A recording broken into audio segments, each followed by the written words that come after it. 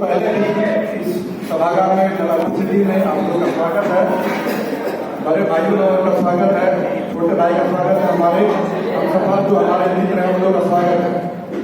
और बच्चे भाषण के तौर पर नवीन भैया को हम करेंगे अपना कार्यक्रम शुरुआत करें। यहीं से हम लोग कार्यक्रम की शुरुआत करते हैं, आगे टॉपिक भी बताएंगे।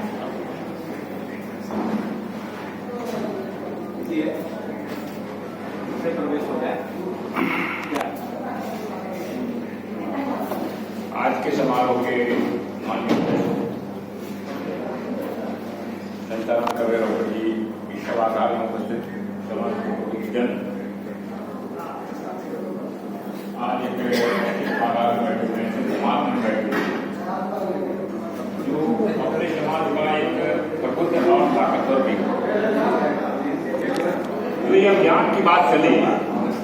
आज जिसकी चर्चा हम कर रहे हैं, जिसके क्रम में हम लोग पढ़े हुए हैं, उसकी आवश्यकता क्यों पड़ी, इसके संदर्भ में आपके सामने कुछ अपना प्रस्तुत करना चाहूँ। इसके पूर्व 1994 में जो लोग हैं, एक रैली हुई थी अपने समाज में, इसका नाम था कुर्मी चेतना महारैली। उन दिनों का परिवेश ये था कि आजादी के बाद शिक्षा के क्षेत्र में तो हम लोग काफी आगे बढ़ चुके थे, लेकिन राजनीति के क्षेत्र में कहीं न कहीं हम लोग पिछड़ चुके। उन्हीं दिनों पटेल सेवा संघ का कहीं न कहीं काटने का हम लोग का जवाबदेही हम लोग को पास को मिली थी, और कुछ नवयुवक वहां बैठे थे। तो लगा था कि अगर कोई समाज जब तक राजनीति के क्षेत्र में अपनी ताकत नहीं बना लेगा, चाहे शिक्षा के क्षेत्र में हो या व्यवसाय के क्षेत्र में हो, कितनी भी ताकत पैदा कर लें, राजनीतिक ताकत जब तक नहीं होगी तो समाज में हमारी वो पहचान, वो ताकत नहीं बनेगी जो एक विकसित और ताकतवर समाज का बनता है। और हम लोग उस क्षेत्र में तकरीबन 50 वर्ष पीछे चले गए, और हमारे जो भी बुजुर्ग थे, बड़े बड़े नेता अपने जमाने पैदा हुए। अगर आजादी के पूर्व भी देखा जाए तो कुशवाहा बाबू ऐसे बड़े नेता पैदा हुए थे। हो सकता है कि कुशवाहा बाबू का नाम हम लोग से बहुत कम लोग जानते हैं, नई पीढ़ी के लोग नहीं जानता हो, लेकिन आजादी के पहले वो पटना डिस्ट्रिक्ट बोर्ड के चेयरमैन हुआ करते थे। और पटना डिस्ट्रिक्ट बोर्ड का चेयरमैन का अर्थ होता था कि राजनीतिक क्षेत्र का बहुत ताकतवर व्यक्ति, और उन्होंने इस समाज को शिक्षा के क्षेत्र में बहुत आगे ले गए। उसके बाद देवशरण बाबू हुए, बीजे पटेल साहब हुए, रामराज बाबू हुए, सिद्धेश्वर बाबू हुए, रामचरण बाबू हुए, उसके बाद दास त्यागी जी हुए, सदानंद बाबू हुए, बड़े बड़े राजनेता पैदा हुए इस समाज में। लेकिन इसके बावजूद भी राजनीति क्षेत्र में इस समाज की कोई पकड़ नहीं बनी, कोई ताकत नहीं बनी। उसी परिवेश में 94 की रैली का परिकल्पना किया गया, और ये लगा कि जब हम लोग 50 वर्ष पीछे चले गए हैं, तो किसी नए सेक्टर में पहुंचने के लिए, उसमें अपनी पहचान बनाने के लिए एक बहुत ताकत के साथ लॉन्च करना पड़ता है। जैसा कि आप लोग बिल्डर हैं, बड़े काम ताकि लोगों को कहीं न कहीं उसके प्रति जागरूकता हो, उसको जान पाए। तो वही हमको लगा कि जब तक राजनीति में अगर जागरूकता का कोई समाज जब तक नहीं देगा, जब तक हम बहुत ताकत के साथ उसको लोन दी जाएगी। और ये ताकत कैसे होगा कि हम लोग इतनी बड़ी सभा करें, जब तक गांधी मैदान भरेगा, देश दुनिया देखेगा कि पूर्वी समाज में भी एक राजनीतिक ताकत है, राजनीतिक समझ है और सामाजिक ताकत है, और तब हमको गंभीरता से लेगा। उसी परिवेश में हम लोगों ने कल्पना किया था कुर्मी चेतना महारैली का, इस प्रस्ताव को लेके। लेकिन जब हम लोग जो सोच रहे थे, अनिल जी थे, हम थे, डॉक्टर जी थे, इस तरह के लोग थे जो उसके अंदर समाज में कोई औकात था, न कोई पहचान था, न कोई मुद्दा था, कुछ नहीं था, और हम लोग आल्पस पर चढ़ने की बात, हिमालय पर चढ़ने की बात कर रहे थे। तो इस प्रस्ताव के साथ हम लोग नीतीश जी के पास गए। उन दिनों में नीतीश जी समाज के सबसे बड़े नेता थे। जब इस प्रस्ताव के साथ हम उनके पास गए तो प्रस्ताव उनको हंसने लगे, वो हंसने लगे।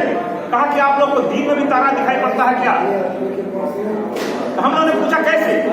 कहा कि जिस गांधी मैदान को भरने के लिए हम लोग तमाम नेता लग जाते हैं और नहीं भर पाते हैं, और उस गांधी मैदान को आप कुर्मी समाज से भरने की बात कर रहे हैं, वो समाज जो राजनीतिक रूप से गैर राजनीतिक है, गांव में रहता है, खेती बाड़ी करता है, गांव से बाहर निकलता तक नहीं है, उसको गांधी मैदान लाके हम भर देंगे क्या? है संभव? तो आप लोग को दिन में भी तारा दिखाई पड़ रहा है। तो मैंने हम लोगों ने यही कहा उनसे कि जो हो रहा है वही होगा। तो नेता किस बात? नेता का अर्थ होता है कि जो समाज के लिए नीड है, देश के लिए नीड है, वो करवा दे, वो नेता। हम लोग इसको करवा देंगे। कहा कराइए, मेरी शुभकामनाएं हैं।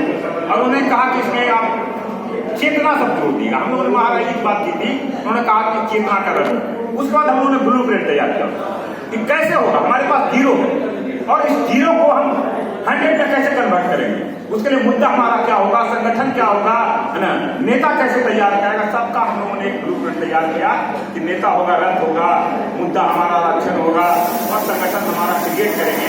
और इस तरीके से ये ब्लूप्रिंट बना के हम लोग आगे बढ़े और समाज ने उसको हाथों हाथ लिया। और जब हाथों हाथ लिया तो उन समाज का वो सर्च था, अंदर की भूख थी, वो चाहता था कि राजनीति में हमारा भी पहचान बने और हम भी एक नंबर के दावेदार बने। उसके पहले तक पूर्वी समाज यही सोचता था कि इस समाज का कोई व्यक्ति एक मुख्यमंत्री का सपना देख नहीं सकता। तो जब ये सर्च उसके अंदर था, कसक थी, और इस कसक को जब हम लोगों ने इसको लेकर मुद्दा को लेकर आगे बढ़े, समाज ने इसको हाथों हाथ लिया। और जब हाथों हाथ लिया तो हम लोग को पता भी नहीं लगा कि वो राजनीति है, लेकिन ऐतिहासिक नहीं।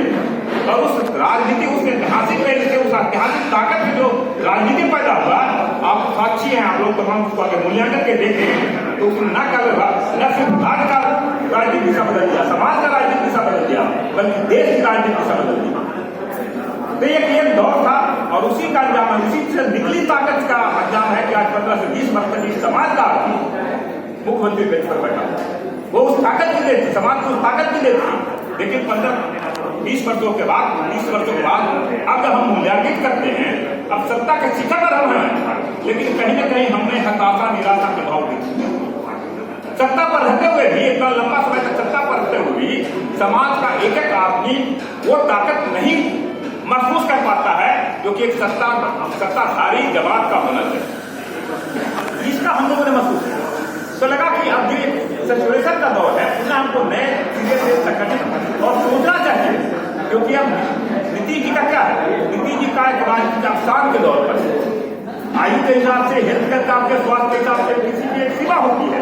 उसके बाद जब हम आते हैं, देखते हैं तो एक निराशा होती है, लगता है कि आगे के लिए कुछ नहीं है। तो आगे हमारा क्या होगा, चैलेंज होगा। क्योंकि जिसको सत्ता से हम लोगों ने उतारा है, जिसके इच्छा के विरुद्ध हम सत्ता पर 15 से 20 वर्षों बने हुए हैं, उसके सहानुभूति के पात्र नहीं है, उसका ईर्षा के पात्र है। और जैसे हम कमजोर होंगे तो कहीं ना कहीं उसका दबाव हमारे ऊपर आएगा। तो इन सब परिस्थितियों जो आने वाली चुनौतियां हैं, उसको सामना करने के लिए समाज को भी तैयार होना पड़ेगा। और तैयार कैसे होगा, वो समाज तैयार हो सकता है। उसके लिए चिंतन मन करना पड़ा होगा, प्रत्येक स्तर पर हम लोग को जागरूकता पैदा करना पड़ेगा और राज्य से लेकर ग्राम स्तर तक संगठित होना पड़ेगा। इन्हीं उद्देश्यों के साथ हम लोग एक दूसरे फेज में हम लोग बढ़े हैं कि हमको समाज को जो आने वाली चुनौतियां हैं, आने वाले दिन हैं, उसके लिए तैयार करना है। निराशा भाव, हताशा भाव है, इससे इसको निकालना। आज हमारे पास किसी कमी नहीं है, शिक्षा की कमी नहीं है, व्यवसाय की कमी नहीं है, पैसा की कमी नहीं है, लेकिन इसके बावजूद भी कहीं ना कहीं कमजोर हम फील कर रहे हैं। इस कमजोरी को निपटने के लिए नीचे से ऊपर हमें संगठित होना होगा और उसी क्रम में हम लोग बढ़ रहे हैं। और हम लोग सही मामले में कई लोग हम लोग हिम्मत नहीं जुटा पा रहे। ये एक कठिन काम है, 94 से भी कठिन काम है। 94 से कठिन काम इसलिए है कि 94 में ये उत्साह लोग आगे बढ़े, लेकिन सत्ता प्राप्ति करने के बाद जब निराशा भाव उत्पन्न होती है तो उस निराशा भाव को निकाल के उत्साह में बदल देना, ये कठिन। इसलिए ये चुनौती और कठिन।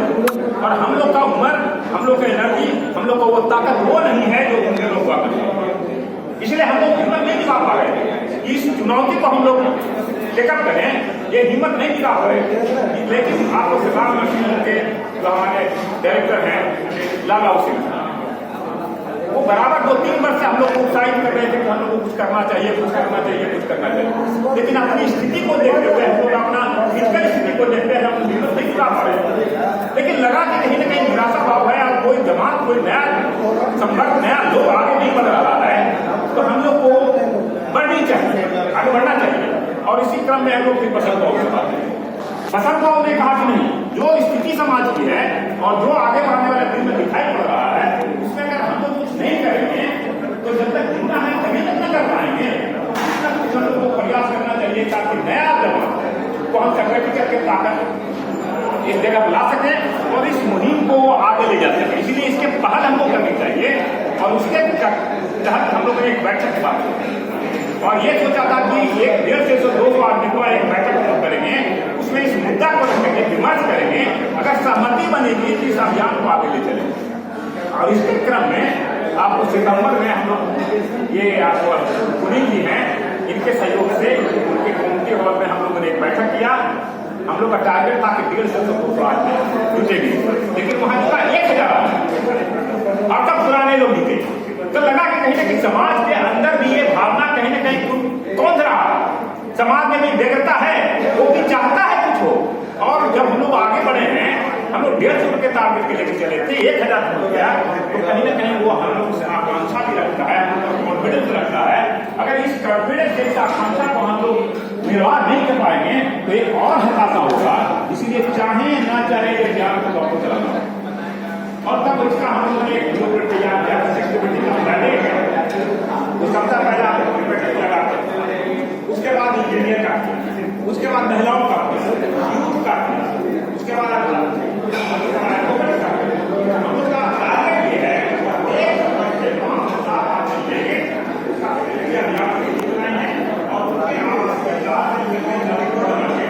के साथ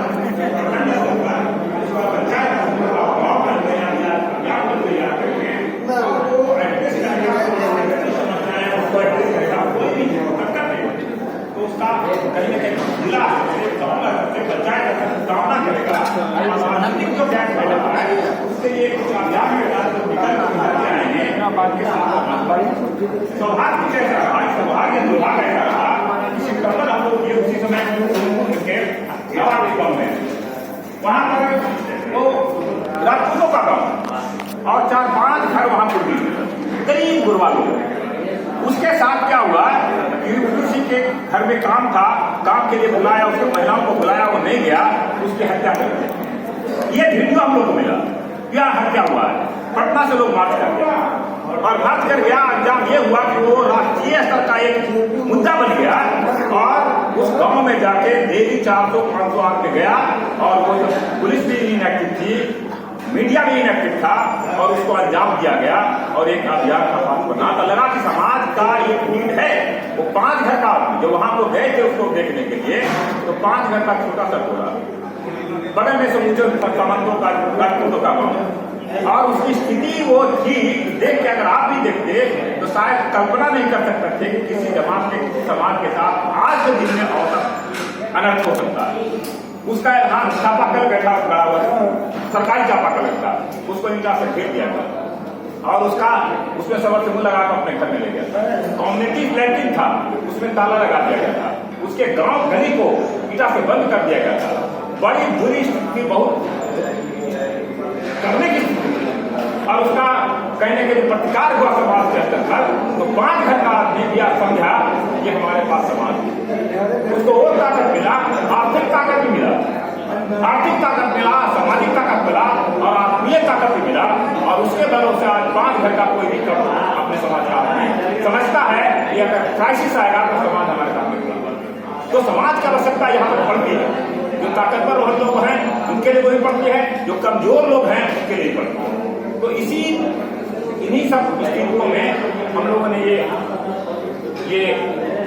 कार्यक्रम बनाया है और काफी आप प्रबुद्ध लोग हैं समाज के और इसमें आपकी जवाबदेही बड़ी बनती है, बड़ी जवाबदेही बनती है। समाज के जो सम्मानित होता है, जो ताकतवर भी होता है, उसकी जवाबदेही बड़ी बनती है।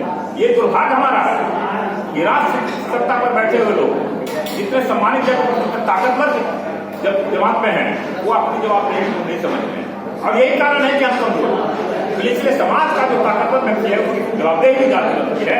इसी क्रम में आज ये हमारा बैठक है और इस बैठक से भी 4-5 आदमी को आपको जवाब देनी पड़ेगी। केंद्रीय जो हमारा अभियान दल बनेगा उसमें आपको भागीदारी बनेगी। ये हम नहीं कहते हैं या फिर आवश्यक ये संभव भी नहीं है, ये सब काम छोड़ के उसमें लगते हैं समझ में, लेकिन अपने काम के साथ कुछ समय देके समाज के साथ कुछ खड़ा होना पड़ेगा। तभी समाज कमर में ताकतवर होगा और तभी समाज आगे के लिए सोच सकता है, तैयार हो जाएगा और आगे आने वाले पीढ़ी के पास आप कुछ चैलेंजेज है उसको हम सामना कर सकते हैं। और ये बात इतने नहीं है, ये राष्ट्रीय स्तर की बात चल गई है। आप जो कुर्मी शब्द जिसको कहते हैं, हो सकता है इसमें बहुत लोग नहीं देख उस दौर को देखे होंगे। 65-70 के दशक में इस पटना में कोई कुर्मी कहने का हिम्मत नहीं करता, कोई अपने आप को नहीं कहता कि हम कुर्मी हैं। अवधिया कहते काम चला लेता है, तो अवधिया कहते कोई दान की बात नहीं थी, वो हीन भावना को छिपाने की बात थी। क्योंकि कुर्मी शब्द का अर्थ छोटा होता था, कुर्मी शब्द का अर्थ कमजोर होता था, कुर्मी शब्द का अर्थ में छोटा कास्ट होता था। आज दौर से बोलते हैं, आज कुर्मी कहने में किसी को शब्द नहीं होते, तो समाज उस दौर से निकल चुका है। लेकिन अब राष्ट्रीय स्तर पर यह बात चल रही है, क्योंकि आप देखो कि हार्दिक पटेल ने क्या कहा, वहाँ पटेल है, गुजरात में पटेल है और पटेल की संख्या 30 से 32% है और सामाजिक तौर पर, राजनीतिक तौर पर प्रत्येक स्तर पर वहाँ 1 नंबर है। लेकिन वहाँ पर कहा हार्दिक पटेल ने कहा कि नीतीश कुमार, चंद्रबाबू नायडू और मैं एक जाति का। गुजरात में एक बैठक हुई अखिल भारतीय कुर्मी महासभा, उसमें अनिल जी गए हुए। हुआ कि आप लोग ने अनिल जी से पूछा कि क्या किया आप लोग कि आज 15 से 20 वर्ष तक आप मुख्यमंत्री के ऐसा कौन सा काम कर दिया बिहार का कुर्मी, इतना ऑर्गेनाइज आप कैसे हो गए, इतना ताकतवर आप कैसे हो गए। उन्होंने रथ का कंसेप्ट का बात किया और उन्होंने निर्णय लिया कि हम अखिल भारतीय स्तर पर कुर्मी चेतना रथ निकाले। तो ये कुर्मी शब्द का, इस कुर्मी शब्द को अब भारतीय स्तर पर कुर्मी के एकीकरण के लिए यूटिलाइज करने की बात, ये दायरा से निकल चुका। अब ये राष्ट्रीय स्तर पर बात चल रही है कि कुर्मी को संगठित करके एक राष्ट्रीय ताकत बना जाए, राष्ट्रीय सत्ता पर भागी दावेदारी की बात बनाई जाए। तो हम उस दौर से गुजर रहे हैं और इस दौर जो ये अभियान है, ये कार्यक्रम है, इसमें इस संदर्भ की खासकर जहां बैठक में है उनकी महत्व जिम्मेदारी।